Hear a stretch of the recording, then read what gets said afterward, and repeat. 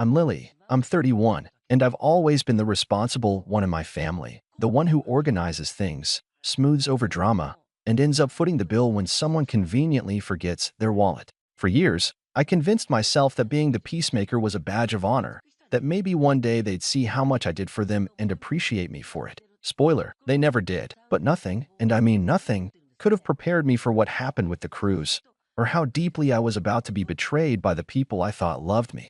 It started last spring. My mom had this grand idea to plan a once-in-a-lifetime family cruise to celebrate her and Dad's 35th anniversary. She pitched it over our monthly family Zoom, with the same wide-eyed excitement she used when talking about redecorating the living room or starting a garden she'd abandoned 2 weeks in. But I'll admit, this time it sounded nice. She wanted all of us together. Me, my younger sister Jenna, my brother Thomas, his wife and kids, even our grumpy Uncle Rick. 7 days through the Mediterranean, fancy dinners, shore excursions, the works. All we have to do is show up, she said. Except that wasn't true. She needed someone to organize it all, book the tickets, research the cruise lines, coordinate passports, and guess who she asked to help out? Yours truly. Now, I'm a project manager by trade. I do logistics for a living. So part of me enjoyed the control. I spent weeks poring over cruise line options, comparing prices, reading reviews. I negotiated a group package with a travel agent, reserved adjacent cabins, and even managed to secure a dinner reservation on the captain's night. I fronted the deposit myself, $4, 800, because everyone's money was tied up or payday hadn't hit yet, and we were on a deadline. My mom promised they'd all pay me back. And of course, because it was under my name, I was listed as the primary contact and booking owner. Keep that in mind. Things were fine at first. There was the usual flurry of group texts, outfit planning, itinerary suggestions, and passive-aggressive jabs from my mom about how Jen has been so busy with her new relationship and could I handle most of the organizing. Since I don't have a lot going on socially, whatever. I bit my tongue. I'd gotten good at that. Until one Sunday dinner at my parents' place, everything changed. We were eating on the patio barbecue, my dad's specialty, and everyone was chatting about shore excursions when Jenna, with this casual little grin, said, "Oh, by the way, I'm bringing Tyler on the cruise. We got engaged last week." Everything froze. My fork clinked against my plate, and my stomach dropped like a stone. Tyler? She was bringing Tyler? Tyler, who was my ex-boyfriend of 4 years. Tyler, who I lived with. Tyler, who proposed to me once and then ghosted me 6 weeks before our wedding, drained our joint account, and left me to explain to friends and vendors why there was no ceremony. That Tyler. I looked at Jenna, blinking. "You're engaged?" To Tyler. She rolled her eyes like I was being dramatic. "Yeah, I thought you knew we were dating." I hadn't. Not one whisper. Not a rumor. Not a clue. The last time I heard anything about Tyler, he'd moved out of state. Apparently, they'd reconnected through mutual friends last year, and somehow Jenna decided dating her sister's ex-fiancé was totally normal behavior. I turned to my parents, waiting for them to react, to say something, to stop this madness. But Mom just smiled and said, "It's not ideal, but you know, love finds a way." I nearly laughed. "You're seriously okay with this? With her bringing him?" Dad cleared his throat and mumbled something about second chances, and Jenna leaned forward with this smug little smirk. "Look, Lily, it's not about you. This cruise is for Mom and Dad. Don't make everything personal." I stood up, shaking. I wanted to scream. But instead, I said, "If he goes, I don't." Mom frowned. "Lily, don't be selfish. Tyler's part of the family now." "No, he's part of her drama. And he left me. Do you not remember what he did to me?" Jenna crossed her arms. "He made a mistake. People change. I'm happy now. Why can't you be happy for me?" I stared at her. My sister. The girl who cried with me when Tyler disappeared, who helped me cancel wedding arrangements, who said she hated him. And now she was marrying him? Dragging him onto a trip I paid for? I walked out that night and didn't say another word to anyone for 2 weeks. Eventually, I got a text from Mom. "We gave your spot to Tyler. He's covering his cost. Let us know if you change your mind." That was it. No apology. No acknowledgement. I wasn't even asked. I was replaced. On a trip I spent months organizing and fronting money for. Something in me snapped. Not in a screaming, throwing things kind of way. In a cold, calculated, crystal clear way. I logged into the cruise account that night, still listed as the primary. I checked all the names. Sure enough, they'd added Tyler to my spot. not a new booking, my reservation, and no one had updated the main contact. So I started making calls to the cruise line, to the travel agent. I played dumb at first, just double checking I'm still the owner of the group booking. Yep, still me. Can I make changes? Absolutely, as long as I could verify my ID and booking number, which I could. I waited. I gave them time to pack their bags, make their Instagram posts, load the car. Then, 2 hours before departure, I picked up the phone, gave them my credentials, and said, calmly, I'd like to cancel the group booking. All of it. The agent hesitated. You're sure? There are 9 people booked. Correct. Cancel it all. Please confirm the refund policy. There was silence. Then typing. Then the quiet, unmistakable click of every plan they'd made dissolving right in front of them. And then I waited. I knew what time they were supposed to check in at the port. I knew what pier. I knew the group itinerary. I even knew Jenna was planning to wear a white sundress for embarkation photos. What I didn't know was how they'd react. Until the text started rolling in. Lily, what did you do? Lily, call me right now. They won't let us board. They're saying it was canceled? Mom is crying. Dad is yelling. Tyler is freaking out. This isn't funny. You ruined everything. I sat on my couch, phone buzzing in my lap, and for the first time in years, I smiled, but I didn't reply. I didn't reply that day, or the next. I turned off my phone and drove upstate to a quiet cabin I'd rented in advance, where I had no signal, no guilt, and absolutely no intention of dealing with the fallout. I had a stack of novels, a playlist of music I hadn't listened to since college, and for the first time in years, a full week to myself with no expectations, no family guilt tripping, no emotional blackmail. Just peace. While they were standing in line at the port screaming at a confused cruise staff about how this had to be some mistake, I was sitting on a deck sipping iced coffee with a wool blanket wrapped around my legs and the sun on my face. I didn't even tell my friends what I'd done. Not yet. I needed a few days to process it myself. When I got back into signal range 5 days later, my phone blew up the second I turned it on.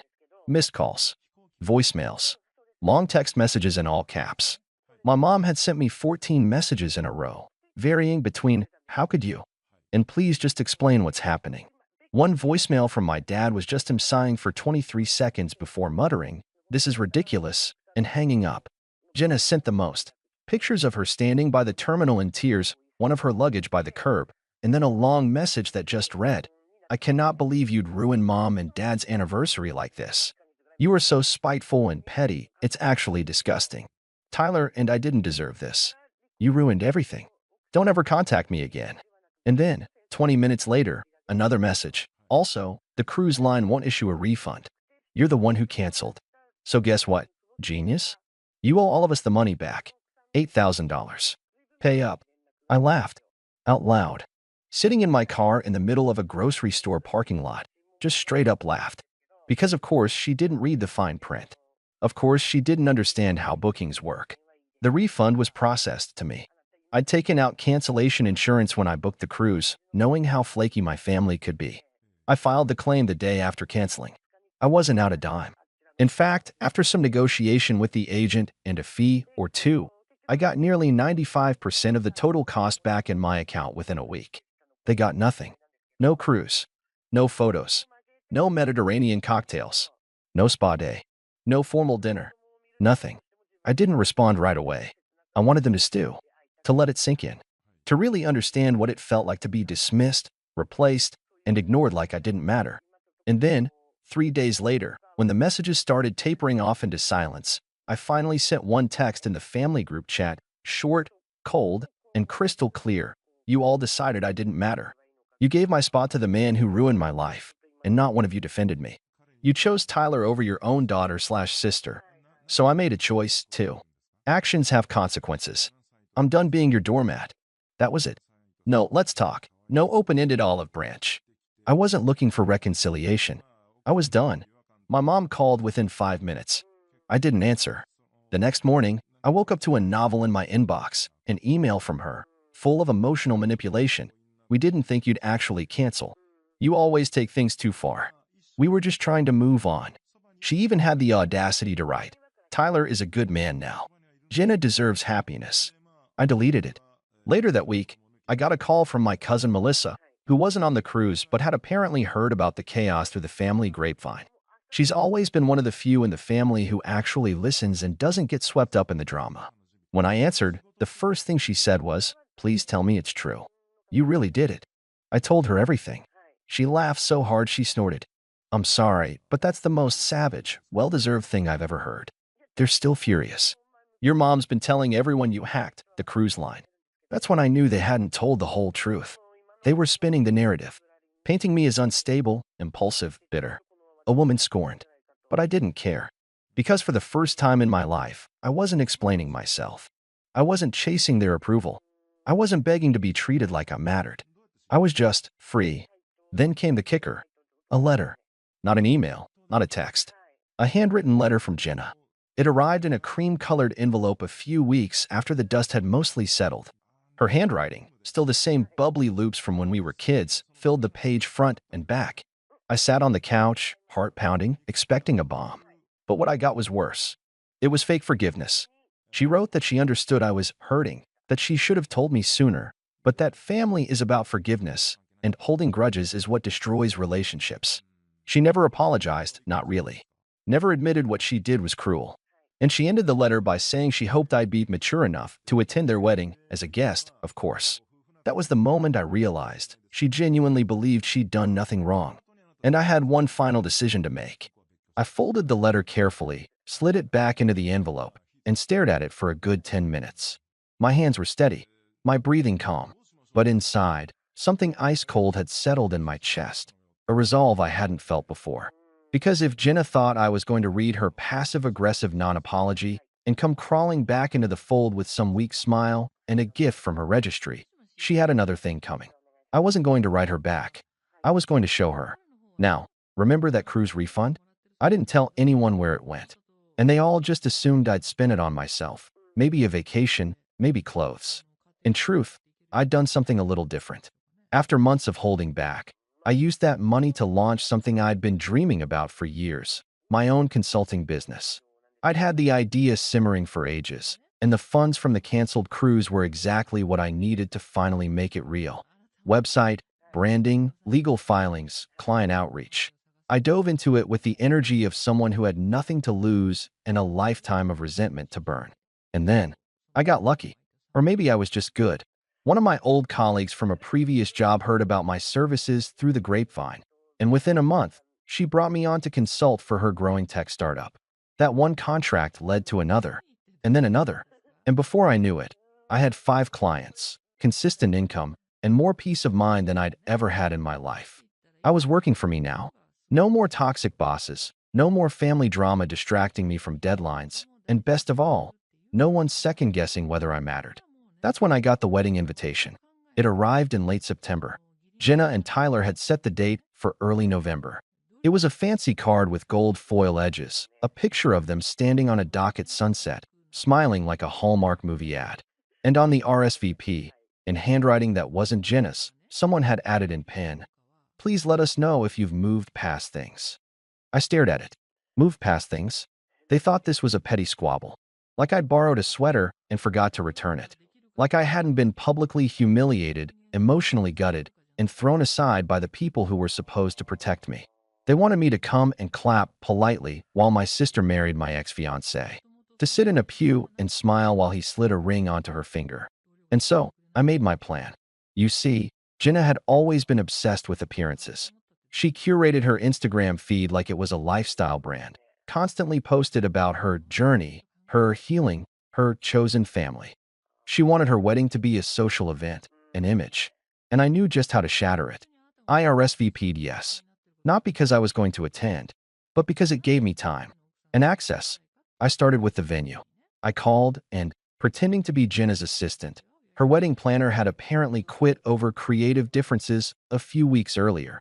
I confirmed that I was allowed to send materials in advance to be set up on the day. The woman on the phone didn't question me. I used the same voice I used to manage clients, polite but firm. Yes, the bride just wants to make sure these personal letters from loved ones are displayed on the guest book table. Very sentimental. Then I got to work writing a letter. Not to Jenna, to Tyler. It wasn't threatening. It wasn't cruel. It was factual. I included the date he emptied our joint account, the the receipts, the screenshots of our last messages before he ghosted me, the catering deposit I had to eat, and even a copy of the therapy bill I racked up trying to piece myself back together after he left.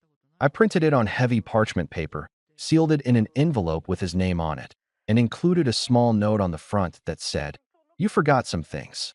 Thought you might want them back." I mailed it to the venue. I also scheduled a little something else, a Google ad. See, Jenna and Tyler had created a wedding hashtag. It was on the invite, on their wedding website, even included in the ceremony program, and they were encouraging guests to use it. What they didn't realize is that hashtags can be indexed. I bought a few targeted ads connected to that hashtag. Anyone who clicked on it during the wedding weekend, anyone searching photos, would see a sponsored post that read, "Curious about Tyler and Jenna's love story? You might want to read this first." It linked to a private blog post. Not dramatic, not emotional, just a calm, detailed recounting of my experience with Tyler. Dates, facts, screenshots, no commentary, just the truth. I didn't know how many people would see it. I didn't care. It wasn't for them. It was for me. A line in the sand. And the best part? I didn't even go to the wedding. I booked a weekend at a spa resort 2 hours away, turned off my phone, and let the storm unfold without me. I don't know exactly what happened when Tyler opened that letter, or how many people clicked on that ad during the reception. I don't know if the whispers started before or after the cake cutting, or if Jenna saw it right away or not until days later when the tag stopped working. What I do know is this. When I turned my phone back on Sunday night, I had 32 missed calls. 3 from Jenna, 4 from my mom, 17 from Tyler. The rest? From numbers I didn't recognize. No voicemails, no texts, just silence. And that silence? It was the sweetest sound I'd ever heard. When I saw the flurry of missed calls, I didn't panic. I didn't even flinch. I turned my phone face down on the coffee table and let it buzz itself into exhaustion. The days of me rushing to smooth things over were over. I wasn't that girl anymore. But I was curious. So I opened my laptop, pulled up the analytics from the ad campaign, and smiled. Over 2,100 people had seen the post. Nearly 800 had clicked through to the blog. The wedding hashtag? Scrubbed. Deleted from their Instagram captions. Their wedding website now redirected to a 404-page. Poof. Gone. Later that evening, I received one email. Just one. It was from Tyler. No subject line. No greeting. "You're unbelievable. You ruined my life. I hope it was worth it." I stared at that sentence for a long time, sipping chamomile tea like it was champagne. Then I hit reply and typed, "No, Tyler. You ruined your own life. I just told the truth." Then I blocked his email address. Permanently. A few days later, the real fallout began. Melissa, my cousin, called me in disbelief. "Did you hear what happened after the wedding?" "Nope," I said casually, folding laundry with one hand and holding the phone with the other. She was practically breathless. So apparently, after the letter got opened, yes, during the reception, by the way, there was a full-blown fight between Jenna and Tyler in the bridal suite. He accused her of setting him up. She screamed that he never told her any of what he did to you. She slapped him. He stormed out. Alone. I blinked. He left the wedding? Left. Didn't even spend the night. Their honeymoon flights were canceled. And get this, Jenna posted a photo the next morning of her alone in her wedding dress with a caption that just said, "Sometimes, love isn't enough." I nearly choked on my tea. Melissa went on. "Your mom's been trying to spin it as a bump in the road, but Aunt Grace told me your parents are furious that you embarrassed the family. Jenna's not speaking to anyone. She thinks everyone was in on it. And Tyler? Word is he's trying to move back in with his parents. Good. Let him explain that to his mom." I spent the next few weeks completely unbothered. I poured myself into growing my business, which, by the way, only gained traction thanks to the unexpected traffic from the blog post. A few women in tech who'd seen the story reached out privately, asking about my consulting services. Some just wanted to thank me for speaking up. Others hired me. Funny how speaking your truth opens more doors than staying silent ever could. 1 month later, I got a letter in the mail. This time from my mother. It was stiff, overly formal, and clearly written through gritted teeth. She apologized for the lack of foresight and the misunderstanding with the cruise. She said the family regretted how things unfolded and hoped I'd be willing to rejoin them for Thanksgiving. There was no mention of what Jenna did, no accountability, no acknowledgement of how deeply I'd been betrayed. Just a hollow olive branch wrapped in guilt and entitlement. I didn't reply. Instead, I donated $2,000 from my cruise refund to a women's shelter downtown and dropped off 2 boxes of supplies the next day. The staff hugged me. A resident cried when I handed her a brand new coat. It was the warmest holiday season I've ever had. By Christmas, I'd moved to a new city. Bigger, busier. No more running into family at the grocery store. No more awkward invitations. Just me, my clients, and the quiet satisfaction of knowing that I'd walked away without burning myself to keep anyone else warm. I unfollowed them all, deleted their numbers, blocked the guilt, shut the door, and I've never looked back. Because when someone tries to replace you on a cruise you planned, with the man who broke you, you don't chase after the boat. You cancel the whole thing and sail off on your own terms. Alone, but free.